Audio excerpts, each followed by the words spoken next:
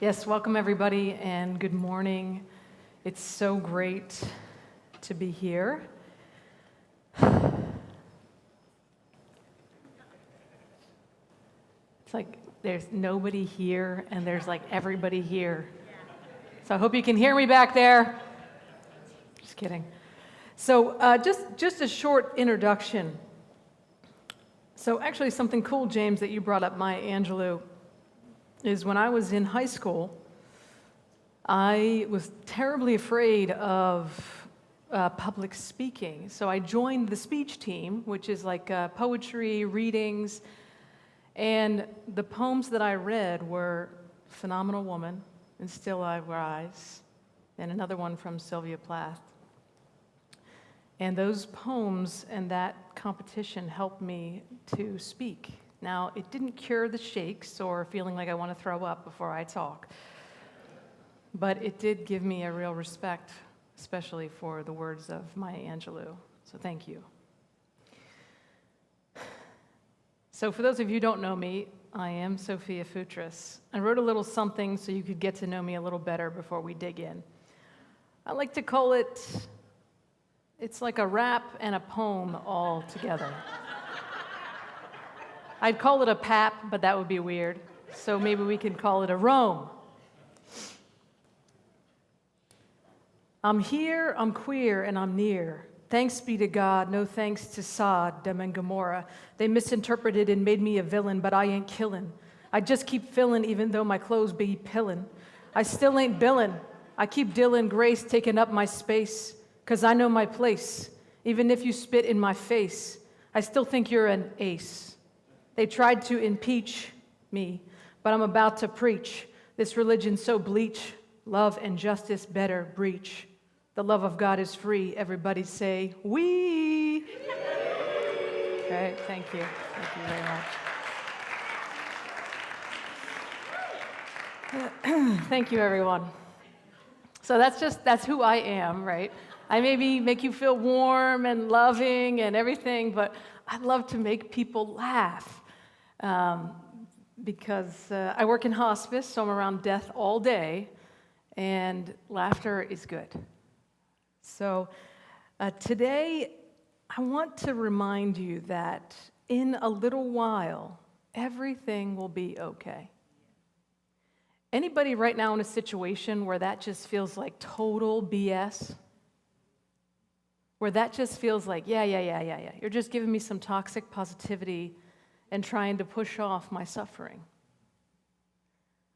Well, I promise you I'm not doing that, but I am quoting the words of Jesus. We'll get there later. So for the last quarter of a decade, we've been going through John, which deserves every single ounce. The book of John is my favorite, and we've been going through it, and we're in John 16. In the last few weeks, we've heard from so many incredible voices. And Sandra just broke apart and shared with us being synced and connected with God, that imagery of the Apple Watch with the phone. Kevin shared this image of being suspended in a triangle of love and in the universal dimensions of being held by God by some infinite mystery of grace. And today, continuing in John, Jesus is in the middle of a very important discussion with his disciples. He's days away from being murdered by the local mob, and he's trying to prepare his friends for what is about to happen. So this is not the first time he's trying to say to his disciples what's going to happen. Ever since Jesus really landed on the scene, he's been trying to let everybody know and say, hey, listen, something bad is going to happen to me. I just want you to be ready, right? I'm going to die. They're going to kill me, but it's going to be okay. And so this isn't the first time in our text that Jesus is saying this. He's been saying it over and over and over again, but they can't get it. Have you ever felt that way? When you're going through something and somebody's like, it's just going to be okay. And you're like, I I don't think it is. And the reality is, sometimes it's not okay on this side. And we live in the realm of not okayness with certain situations until we transform it and enter into a different realm. So let's read our text today together. If you want to follow along, you can in your Bible or your apps, John 16 through 24. The disciples' grief will turn to joy. Jesus went on to say, "In a little while you will see me no more, and then after a while you will see me." At this, some of the disciples began to murmur among each other, saying, "What does he mean saying, 'In a little while you will see me no more, and then after a little while you will see me again, because I'm going to the Father?" They kept asking, "What does he mean by a little while? We don't understand what he's saying." And Jesus saw that they wanted to ask him about this, so he said to them, "Are you asking one another what I meant when I said, 'In a little while you will see me no more, and then after a while you'll see me again'? Very truly, I'll tell you, you will weep and mourn while the world rejoices. You will grieve, but your grief will turn to joy." And that turn there is ginomai. It's the Greek word, and it literally means that there will be a transition from one realm of understanding to the next, a change of condition, a movement, a growth. Then he goes on to say, "A woman giving birth to a child has pain because her time has come. But when a baby is born, she forgets the anguish because of her joy that a child is born into the world." So this is a key statement here. It might seem kind of like a normal example, but in Jesus' day, obviously Jesus was Jewish, so he knew all of the Jesus traditions and teachings. So he brings this out. It's like he's pulling out all the stops to get these guys to understand what's about to happen. Because in Jewish tradition and culture, the teaching believed that there were two ages, the present age, which is now, and the age that is to come. And in between those two, there was going to be something terrible that would happen, the day of the Lord, that would bring about, listen to this, the travailing birth of the Messiah. And that's what he's saying. He's saying, guys, we're about to be in that time, and he's trying to use their language and culture to get them to understand, saying, we're about to have the baby, and the labor pains are happening, and it's going to hurt like hell. So he's trying to get to their level. That's what Jesus does. He tries to prepare us and talk to us so that we have something to understand. And then he goes on to say, so with you, now is your time to grieve. And that grief is anguish, sorrow, suffering. It's deep guttural. It's not just being sad that you didn't get to go out to eat. But I will see you again, and you will rejoice, and no one will take away your joy. In that day you will no longer ask me anything. And very truly I tell you, my Father will give you whatever you ask in my name. And until now, you have not asked for anything in my name. Ask and you will receive. There's that receive that I talked about earlier, that you will aggressively and assertively take hold of what is already yours. And your joy will be complete. You will be filled to capacity. So Jesus tried over and over again to tell the disciples what was coming. And they just didn't get it. So Kathleen Doling Singh, she's a hospice worker and a therapist. She says, it's no surprise that we humans would deny death's coming, fight it, and seek to avoid the demise of oneself we have ever known. So death is one of those things that happens to every single person. Not even everyone lives. But everyone dies. But it's that one thing in life that we just resist. And can you imagine the feeling for the disciples when they finally got the Messiah, the Jesus they were waiting for? And he's like, guys, I'm going to die. They're going to kill me. And I'm going to leave, but I'll be right back. Like the guttural pain of I finally got the person who gets me, who loves me, who gives me everything, who's healing, who's doing miracles, who's feeding all the people, who's saying all these random riddles and rhymes. He's finally here, and he just keeps telling me that he's going to die. And, you know, I've been there, and when I'm in hospice, I'm with people every single day in their dying process. And even though they're on hospice, when they die, they're shocked.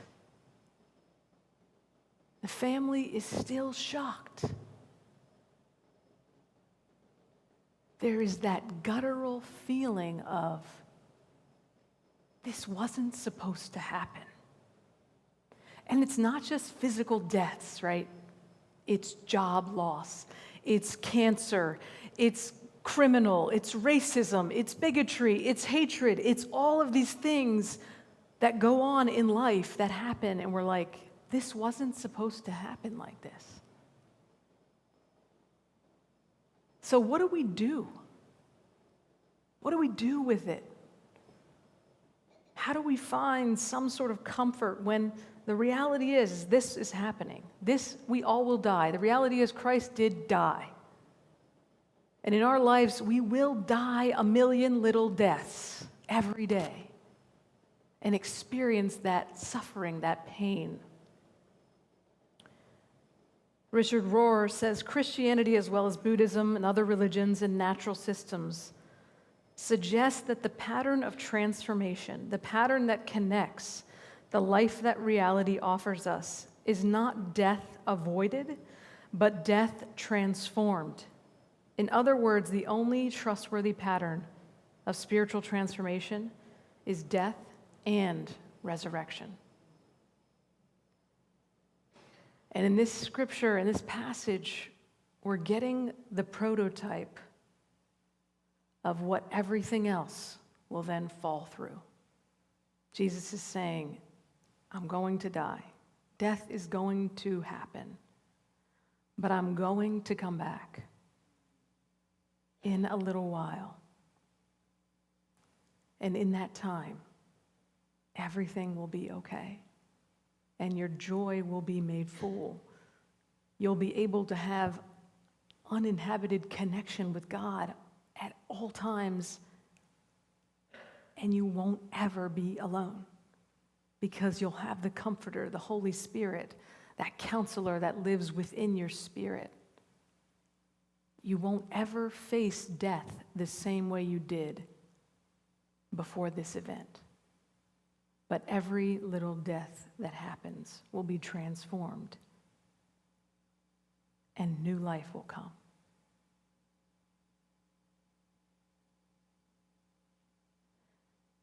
I had a dream once, 2 dreams from 2 of my grandmothers. The first dream was from my Yaya Madeline. I call her Yaya because I'm Greek. And in the dream, she came to me. She was wearing all white. And she said, Christ is risen. Just had her hands out, just glowing light everywhere, just smiling, looking fantastic.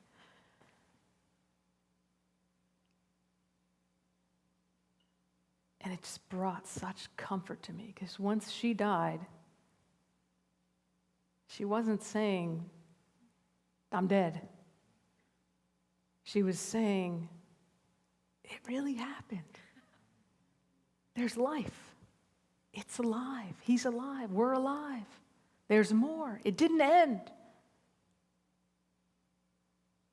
And I want to make sure I don't miss this moment of there is a grief on this side of earth, of heaven, whatever you say, I don't know. There is a grief when bad stuff happens, when injustices happen, when physical death happens. It's really sad. We cry, we wail, we mourn. Jesus did it with Lazarus, and he was going to raise him a couple days later. But he still cried because there's a feeling that we go through. There's a grief that is there. And also, we can have that hope that it's not the total end. It's the end of one thing as we knew it, but it is not the end of all things. And in the second dream,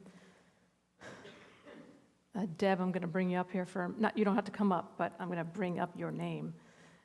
It's from my Yaya Sophia, who I'm named after. And at this time, Deb's grandmother was in her dying process. She's like 103, right? 103. And Grammy. And a few days before she died, I had a dream, and in the dream, my grandmother, my Yaya, she came to me and she said, she was like all plump again, nice and fat. She had gotten real skinny in her dying process. So I always say to people, well, I'm not going to get into that, but. So anyway, she got like real nice and like full again. She was wearing her favorite apron that she used to cook in and bake in. And she arrived in her kitchen where we used to do all the baking of the baklava and all the goodies and everything. She was on the scene, bright and cheery and like full-bodied. And she said, "You have to take me to Grammy's house." I said, "Okay." She said, "I have to tell her that everything is going to be okay, and it's better than she could ever imagine here." And I told Deb that story, and Deb said, "So interesting, because on that day before, I felt like I just needed to tell Grammy it was okay." And I hold those words in my heart. Everything will be okay, and it's better than we could ever imagine. So, of course, the world is different without Grammy, right? But in some realm of transformation of death and sorrow and grief and pain, everything is better than she could ever imagine. And that's a beautiful gift. It's both and. It's sorrow and hope.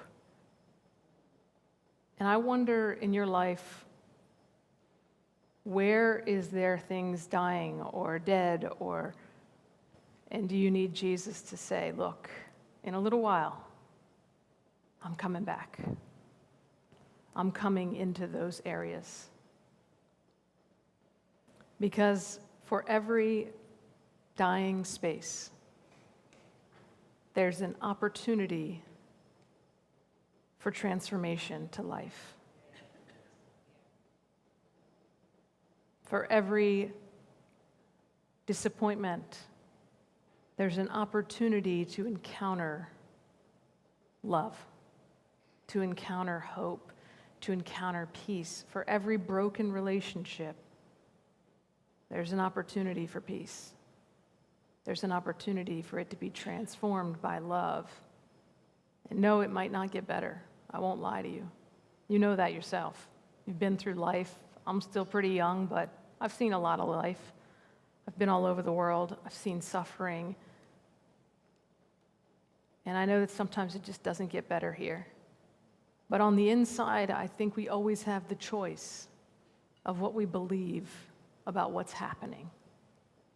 And we always have the choice to take that journey with Jesus from death to resurrection. The cycle is always there. It lives in everything in nature. If you watch everything in nature, it lives.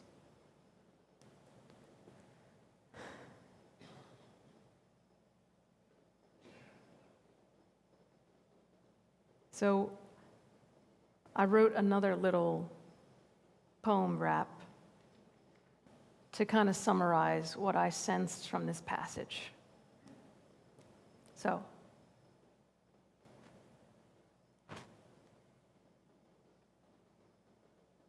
well, first, I just want to pause. Does anybody have a question?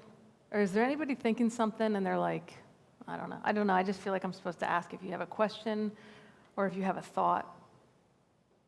Anything coming up for anybody? Just shout it out. Go ahead. Two things came to mind. After my mom passed, devastating. Mom and I were really close. But I went to see a counselor afterwards, and the counselor wasn't a great counselor. But the one thing he said was, if your mom could say anything to you right now, what do you think she'd say? And just instantaneously, it came to my head and my mouth. I said, I'm all right. And it was like the perfect thing that I could hear mom's voice almost saying, I'm all right. And you'll be all right too. Yeah. And then another thing was after one of my older sisters passed, she had gone on a trip to Florida that I don't remember her going on. And sometime shortly after she passed, I go through a junk drawer and I find this postcard that she had sent me. And all it said was, this place is fantastic. I'm having a wonderful time. And it's like, I just got a postcard from heaven. Wow. And it just was such a comfort that it's all right. Yeah. It's all right. Thank you for sharing that. Thank you. So simple, yet so profound. Thank you. Anyone else? Okay.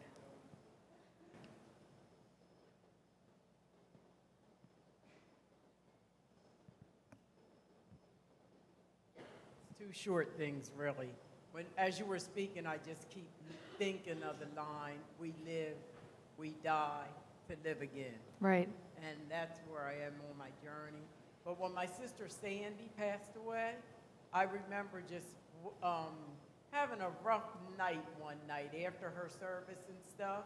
And when I went to sleep, I just heard God say these words, joy comes in the morning. Mm-hmm.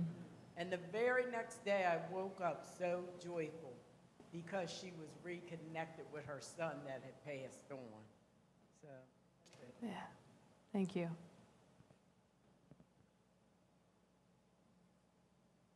Go ahead. We'll wait a minute, please. Thanks, Pastor Tracy.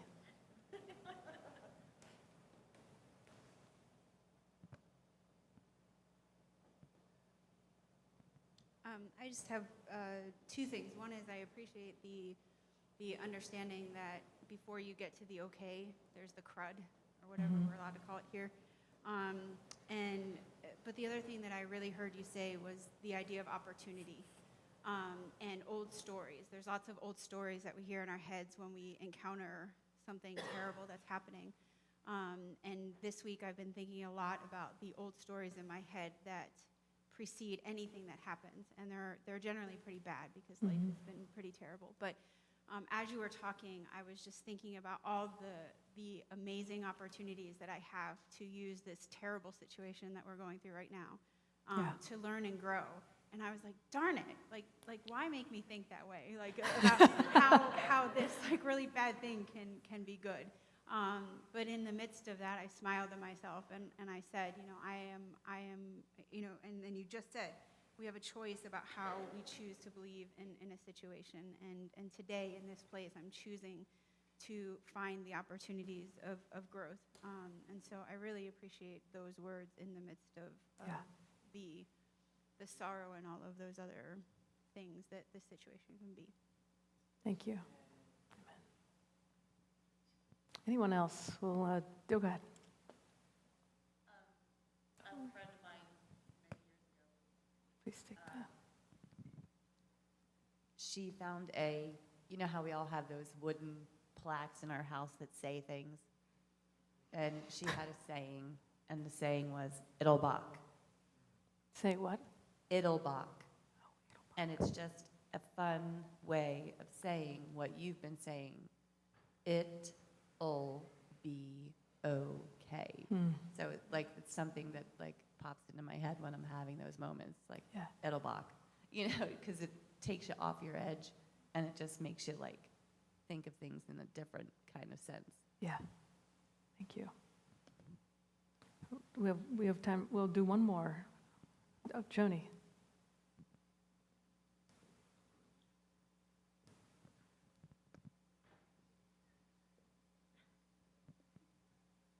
So this is the anniversary week of Bob's death coming up this week.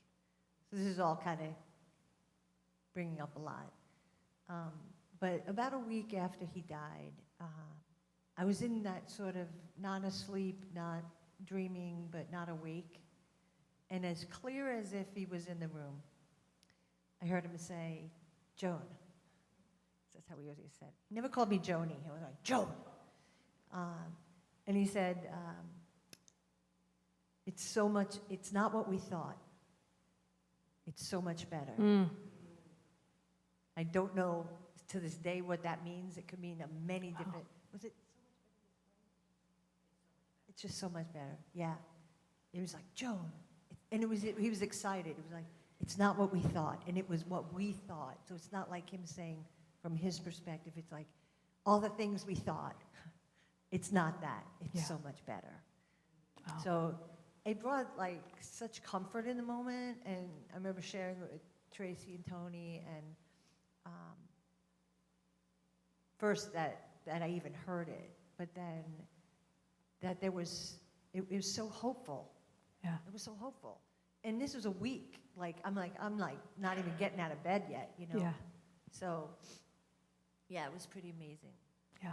Profound. So I've held on to that for all these years. Yeah. Thank you, Joni. Very powerful. Thank you for sharing.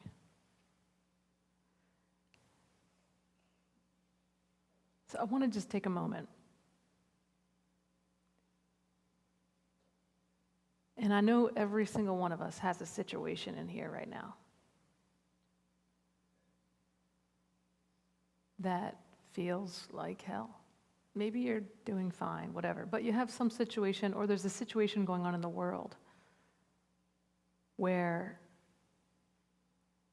it needs those comforting words from Jesus saying, "Look, this is happening right now, but I will see you through and we will make it. It will be okay. There will be a transformation of this pain." So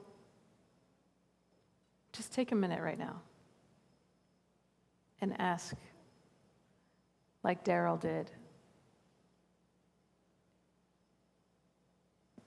what would God, what would that person, that situation, what would yourself say to you right now? What would Jesus say to you right now? Or the divine love, however you engage with the spiritual realm. What would they say to you right now? Just take a minute to listen. I'm just going to give us 30 seconds.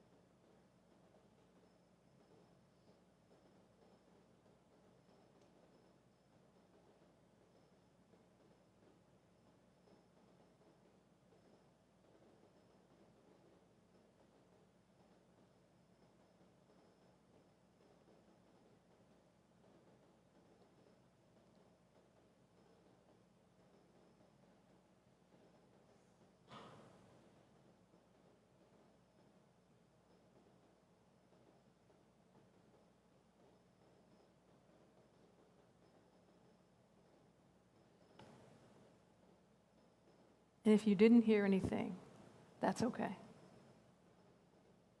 My words to you are, in a little while, everything will be okay.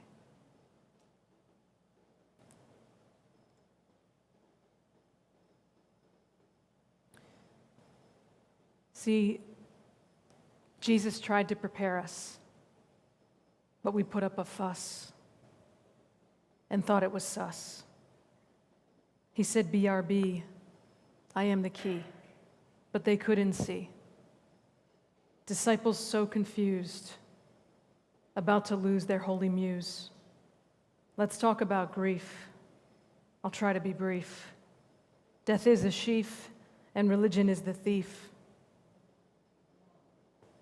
Hold on. Death is the thief, and religion is the sheaf. Again and again, I'll be right back. But they almost had a heart attack. Death lost its sting, all thanks to the King. Holy Spirit's gonna ping, ask the Father anything. It won't be like this forever, even if you're not too clever. Everything will be okay, yes, even if you're gay. The greatest schism, it's racism. Even if cancer landed you a port, just know you got support. No need to be a good sport, because Jesus is the fort. Soon your joy will be full, even if you've been a bull. Soon yes, there will be death, and I hope you can catch your breath, because dying isn't the end. I know it's hard to comprehend. Separation is an illusion, and one day there will be a holy union. This is the conclusion. No more exclusion. Everybody's welcome to the table of communion. Let's call it a resurrection reunion.